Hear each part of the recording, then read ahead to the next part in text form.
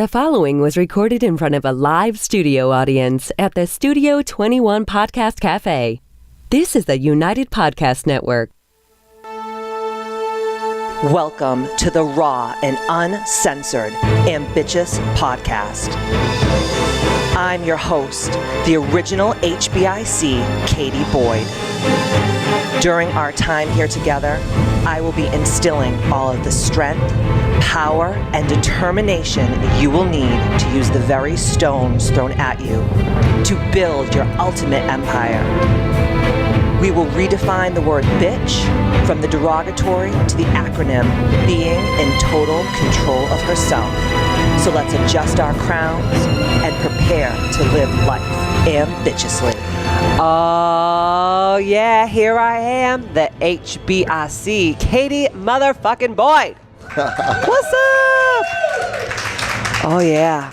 So today's Ambitchious podcast is how to recover from the disease of Imposter Syndrome. And over here, I have my ride or die, Matt Babine. Yes, thank you.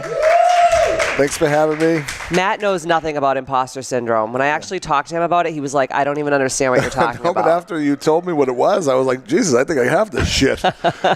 Everybody does. Everybody does. And before I start our podcast today, I always love to read the iTunes review of the week, and it is from E. Caples. And she says, Katie's podcasts are perfection. Raw, real, no smoke screens. Her honesty is refreshing and hilarious.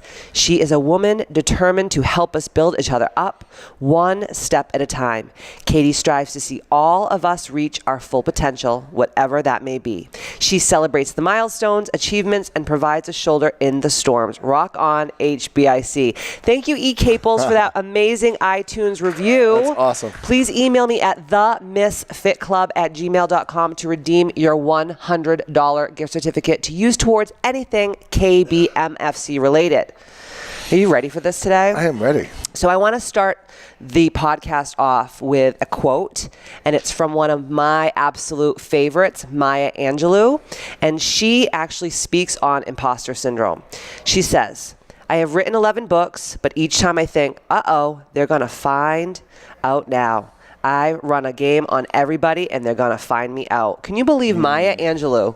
Unbelievable. Had imposter syndrome. Right. Rest in peace, Maya. Mm-hmm. It's wild. And what I was actually doing research for this podcast, and did you know over 70% of people on this earth say that they're plagued on a daily basis with imposter syndrome? Wow. It's insane. That's amazing. So imposter syndrome is all about feeling like a fake and a fraud, like the world is going to find out that I'm not really who I think I am.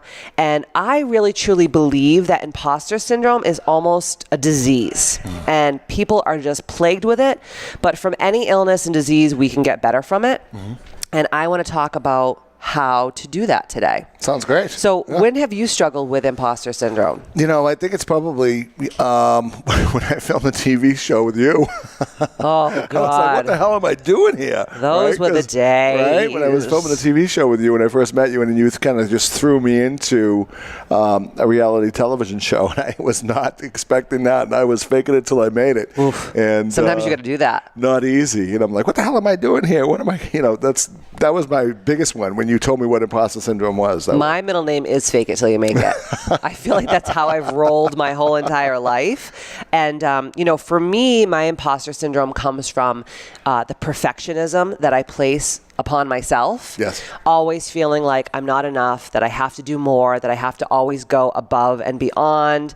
I also put a lot of pressure on myself because I am dubbed an expert in the field of health and wellness, spirituality, and nutrition, which I've worked very hard to gain that. But at the same time, even though it's true, sometimes it doesn't feel like it's really my reality. Right. I still feel like I'm like that little girl from Taunton who used to just eat bugs and ride my bike around my neighborhood and, drink Kool-Aid and just be ghetto as fuck. Perfection doesn't really exist, right? Because there's always another level. And No, I think, of course not. I think imposter syndrome is really at its forefront because of social media, big time. You know, because you're showing all the glimpses of, oh, look how great my life is. Look how everything is just perfect for me. Right. You know, and you're trying to compare on a moment-to-moment basis, and you're like, where am I? Who am I? Right. You know what I mean? Or who do I try to be? Well, I think the problem is, too, with what I like to call fake book, is that no one is going to show you their child barfing on them at 2 a.m. and take a picture of it and say, look I have projectile vomit all over my nightie. Right? Not good. No right? one's going to show that. They're only going to show. They're only going to show what? They're going to show their highlight reel. Their highlight reel. Highlight reel all the time. Right? Yeah. Why are you touching my papers? Oh no, I was just looking at something. I wanted to make sure that. Like who? I was looking at my paper and it didn't look right, so I had to look at it. Okay, let's not touch my notes, motherfucker. Listen, I have there's plenty of room on this table. Oh my God! Have to take them. Matt yells at me a lot because of my imposter syndrome. He didn't know it was imposter syndrome, but I have a huge problem. And can I get an amen if you feel like you have a really hard time Netflix and chilling? Like, yes, Matt will say to me, dude, just sit down and watch television for like an hour. And I was like, but there's so much to do. And no one is like holding a gun to my head saying you need to do all these things. No, it's my own thing. You're your own boss, right? So you put so much more pressure on yourself than I've ever seen. Well, we're also our own worst enemies, right? Yes. So I'm going to give you the top 5 reasons how we can really combat imposter syndrome on a daily basis. Now, I really do feel like, and maybe I'm a total bullshit artist, I don't know what I'm talking about, but I really do feel that you probably will have imposter syndrome for the rest of your life to some degree. Okay, I don't think it just like dissipates, goes away, but I think that there's definitely good ways to handle the imposter syndrome so that you can start having a more even-keeled life that flows with intention, because I don't like to feel like I'm just always doing things for the sake of doing things. And I think that so many of us, I remember my grandmother used to say to me when I was younger, just because you're rocking on a rocking chair doesn't mean you're going anywhere. And I think that happens to us a lot. We get stuck in like, I always have to be doing and producing and like whatever, filling these holes and these voids. But then there's no time for thought, But there's no time for anything. Like, no time to even plan out your life and say, hey, where am I going? Maybe that's why you feel that you have imposter syndrome, because you're not even taking the time to look at, where you are. Absolutely. Right? No. So, number 1, this is going to be really difficult, but I promise you, if you start to do this, it will turn your whole life around, is stop comparing your life to other people's lives, right? We were talking about, I like to call it fake book or the gram, right? So you see like all these people on vacation in Bora Bora, they just got their new Chanel bag and they just got their new Range Rover, and you're, covered with projectile vomit at 2 a.m. and you're like, how is this my life? Like, when did this happen? So it's funny because I love to follow Stoic philosophy, and I love old literature. And Ralph Waldo Emerson once stated, "Envy is ignorance." Envy is ignorance. We look at everyone else's lives and we only see their highlight reel, and then we think that something is definitely wrong with us. Right. And then we start, working and striving to go to the next level, whatever that means. And then at the end of the day, we're left with just resentment and exhaustion and aggravation. And I'm sure if you're at home right now listening, or you're driving your car, or you're at the gym listening, you're like shaking your head right now. Yes, yes, yes. And I think that the biggest thing for me is to sign off social media once in a while. God, please, yeah. Right? Absolutely, because the minute you start comparing yourself to other people, you're looking at what you don't have. Right away. It's like, oh, this person has this, or this person has that, or maybe you come across something that's not so great, and then you compare about, oh, well, at least I feel better about that. That's not a good thing either. So it's almost opposite of trying to build yourself up. Absolutely. Right? Feeling that your life is better. So what I do is, like the other day, I was just like mindlessly scrolling and drifting on social media, because it happens to the best of us, right? And I saw a couple of posts and pictures that like kind of just made me feel like not good. And I started getting like kind of emotional and like upset about it. And I was like, wait a minute, social media is supposed to be fun. Right. We're supposed to be like, liking each other's food pictures and liking each other's baby pictures and whatever. And all of a sudden I feel some sort of way. So my biggest advice to you guys is, other than stopping to compare yourself with others, really, really try to sign off on social media as much as you possibly can. And if you limit your time being exposed with all that stuff, news and social media, all of it, your life will change right from there. And like, unsubscribe from people in your life that maybe make you feel some sort of way. Absolutely. Right? Unfollow them, defriend them, whatever, because it's not good. It comes into your energy space. It's no good. Defriend them in real life sometimes too. Yes, yeah, absolutely. We've done that many times. So yes. And then, like Matt said, look at what you do have instead of what you don't have. And gratitude for me is a daily practice, and it always brings me back to square one. So every day I have my journal.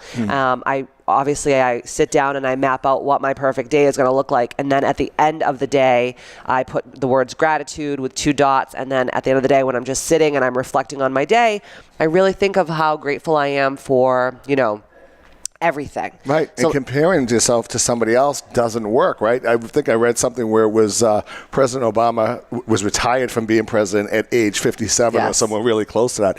Ronald Reagan didn't even become president until 67. So the timing is everything. You cannot compare, how come this person, her business is taking off and this person's business isn't? And you have to look at where you're supposed to be at that particular time. And timing is everything. Yeah. Right? And we're all where we need to be at this moment. Yes. And be okay with that. So that's number one. Yeah. Number two, understand the fact that we think, this is going to be a hard pill to swallow. I really liked this one when I saw it. We talked about this one. I liked it. Understand the fact that we think that we are more important than we truly are.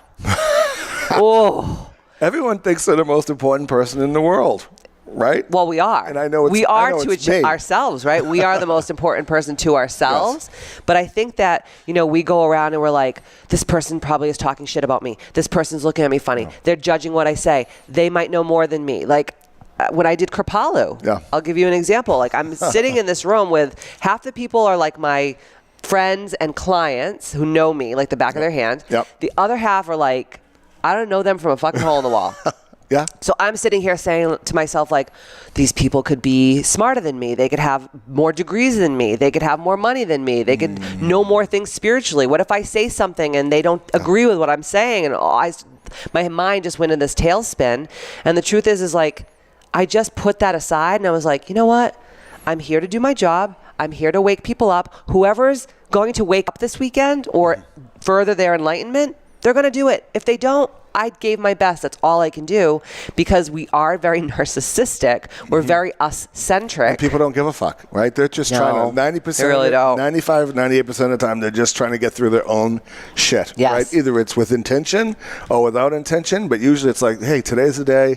I just got to get through this thing. And we think, in our minds, this person's thinking about me, and did I say this right, and did I do that right? You create all of this bullshit that's not even real in your mind, right? Yep. So you're even making yourself an imposter because of your thoughts. Right? Yeah, you just made a really good point. I don't know. God was working through you. Thank you, Jesus. Thank you, Jesus.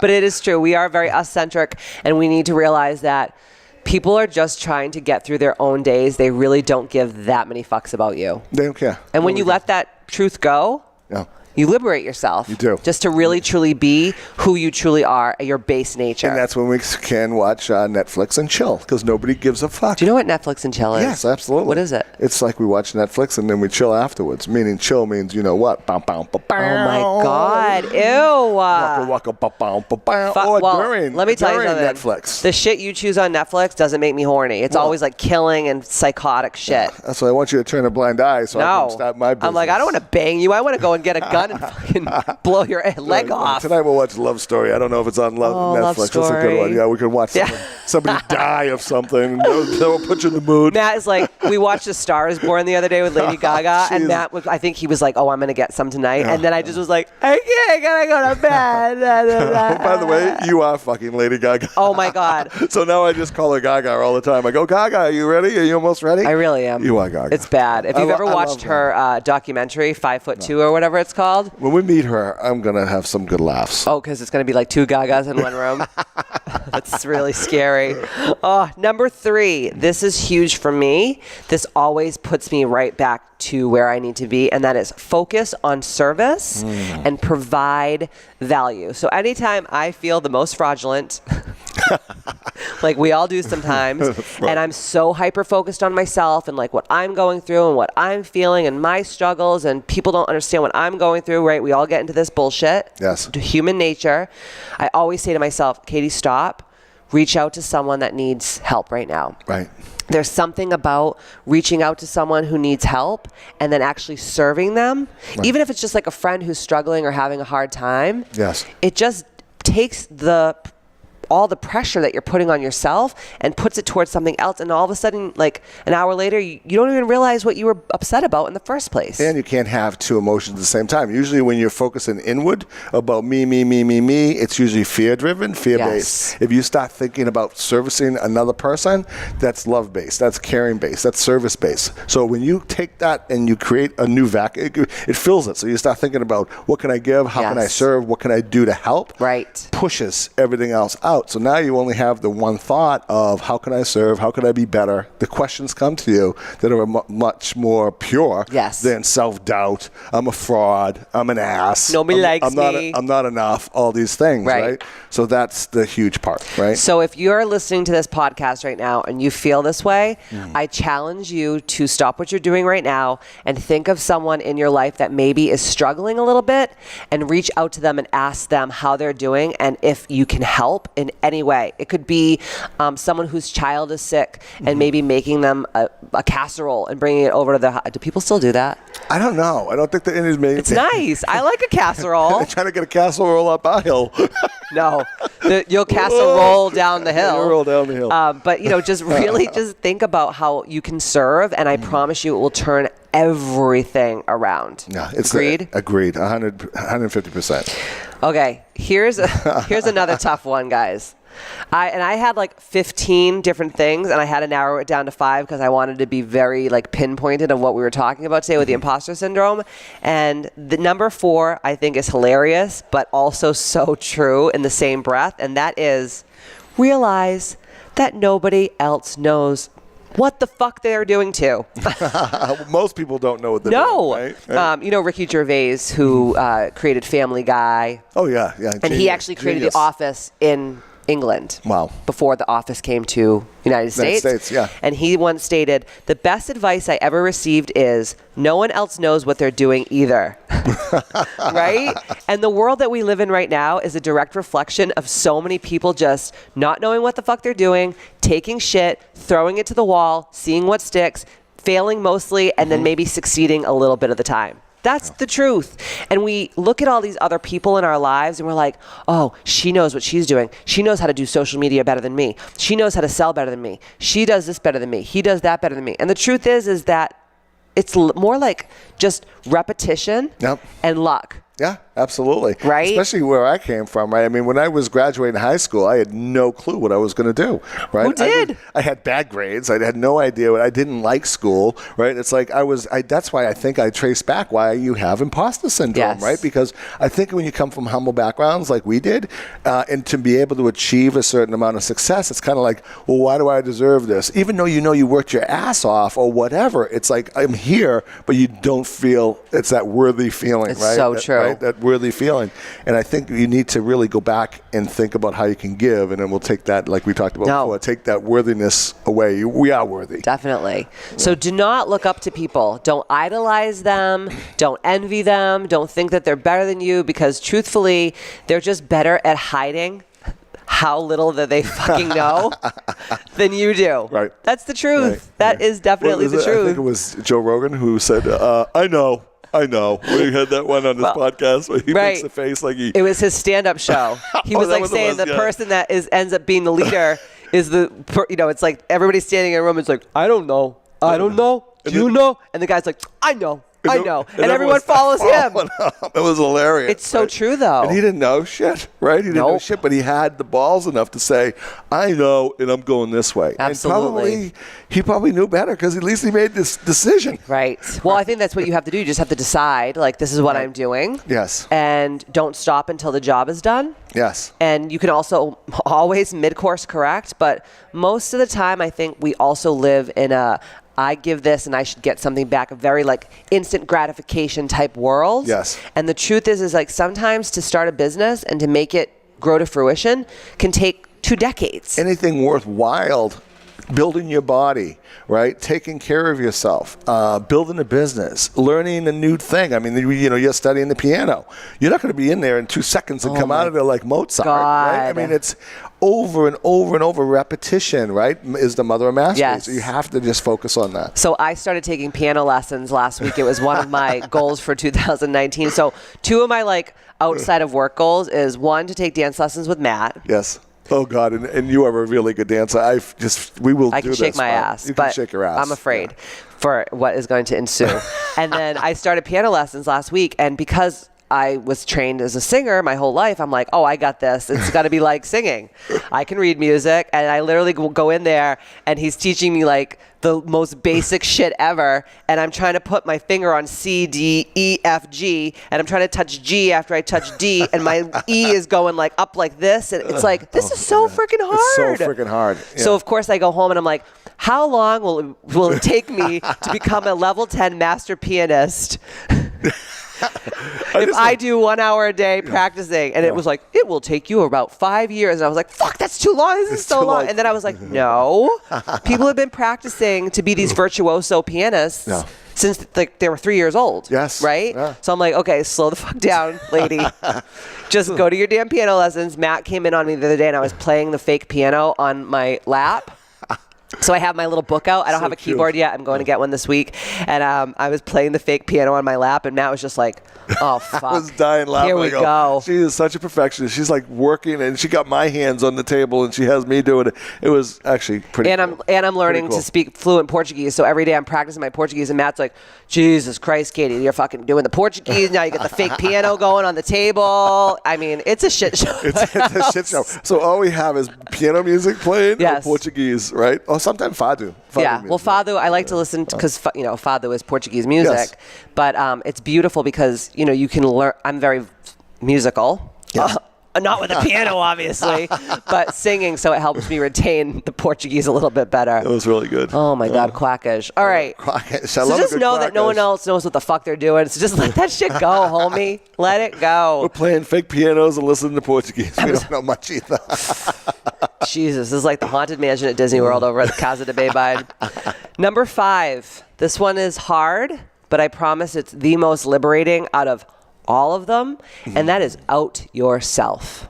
Out yourself. So I think a lot of people who have imposter syndrome they hide so much inside them. They're like, I can't tell this person that I think this, and I can't tell this person that this has happened to me, and I can't tell this person that I worked at this place when I was 12 years old, or whatever it is, right? Yeah. The truth is like part of doing the Ambitchious podcast for me, other than to have my message heard globally, and also to inspire and to help people all over the world to know that they can have a magical life, was to actually out myself publicly, because I feel like the more you out yourself publicly and your shortcomings and downfalls and past mistakes, then who can fuck with you? And how much permission does it give other people to say, hey, I'm not perfect. I wasn't a good student. I, sucked at this, or I, lost a job, or I goofed at something. When you say that, you give other people permission to kind of say, hey, Katie had all these problems. I had the same problems. Or Matt Babine struggled in school, or he wasn't a good student, but he turned it around and was able to get a college education and, build a business. Absolutely. And have a definite purpose, right? It's funny because I had a one-on-one with one of my clients yesterday, and she was like, I just look at you and you just like have it all together. Like you're like makeup and your hair, and like you always look on point. And I literally looked at her. I started fucking hysterically laughing. And I was like, bitch, I am just like one chip and dip away from the fucking funny farm. You are not a chip and dip away from the funny farm. Yes, sir. It's true. Like, dude, I wake up every day and I'm like, today's the day that I'm going to the special place. I'll just wrap you up in your robe and just put, some kind of a crock. I have like a pink straitjacket at home. Matt likes to put me in it and put me in the closet when I get crazy. Just rock back and forth and twist your hair a little bit. I'm serious. You'll be fine. But that's the thing is like when someone like me who looks from the outside looking in tells people I'm like one fucking bad day away from going to the special place. Yes. Other people are like, now I'm not saying like misery loves company because I'm not into that energy, but it's allowing, like you said, other people permission to just be like, I'm human. I fuck up. I make mistakes. I do stupid shit. I say stupid shit. I get brought back into old patterns. We're all just doing the best at the level that we're at. Absolutely. Right? We're all doing our best at the level we're at. There is actually a book that I just read, and if you haven't read it, you have to pick it up. It's called, by David Goggins, who is, some people would say, the male version of me. I'm just not. You guys are very close. I'm just not swimming and biking and running. I'm doing other shit that's like marathon stuff. Amazing guy. But his book is amazing. It's called Can't Hurt Me. And when you listen to this book or you read this book, I suggest getting it on Audible because him and the person that's actually reading the book for him, a good friend of his, they stop in between each section and they almost have like a live podcast. Really so they'll awesome. read a chapter and then they'll have like a question and answer. And it's like just so interesting to me. But he grew up with a very similar background as I did. And then because he grew up in a very similar background as I did, what happened was as he got older, he started to try to make himself so tough that no one could like hurt him. And he had a tough life. And he had a really tough life. Racial problems. And, oh, God. So, he became a ultra marathoner. He became a Navy SEAL. He became, what do they call it? A ranger, and then whatever the equivalent of the Air Army. Force, Air Force. So he became like a jump pilot, like all this crazy stuff, right? And I was like listening to it and I'm like, wow, like he did this and he turned himself into this person, but he in the book says how it hurt him in a lot of ways too, to harden himself that much because it puts up a wall that people can't penetrate. Right. And for so many years, that's what I did to myself. Like I was like, if I just put up this wall and like I keep everyone at arm's length, no one can hurt me. But the truth is that if you just out yourself, if you just tell the world your truth and you are just unapologetic about it, who can hurt you? What are they going to say? Oh, you're a whore? No shit. I already told everybody how I banged all these dudes back in the dizzle on my podcast. So if you call me a hoe, I'm going to be like, I already told you guys I was a hoe. And everyone makes mistakes. You see, I was nice. You fuck you.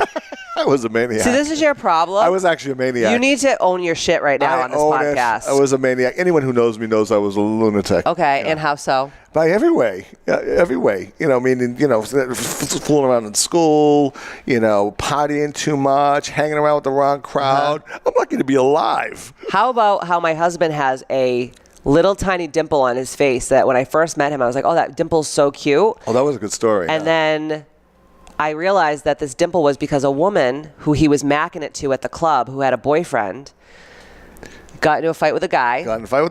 And then while I was fighting with the guy, all of a sudden, she came over with a high heel shoe, and then she hit me in the face with it. Right in the face. That was a good lesson. Right through his face. That was a karmic shoe slap. Yeah. So he actually could blow air through his face. So I had to get stitched. Yeah. But now it's a dimple for you to enjoy. Oh, God. I love it.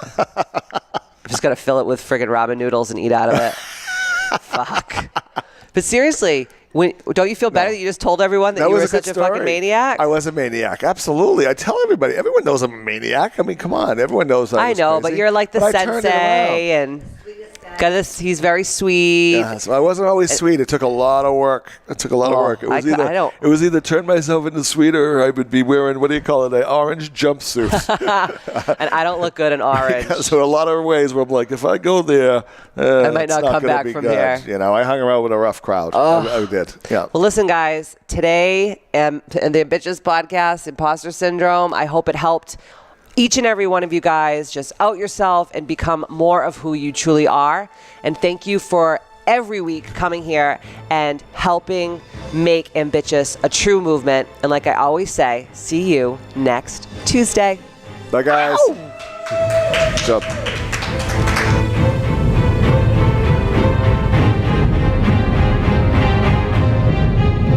The views and opinions expressed by the hosts, guests, or callers of this program do not necessarily reflect the opinions of the Studio 21 Podcast Cafe, the United Podcast Network, its partners, or affiliates.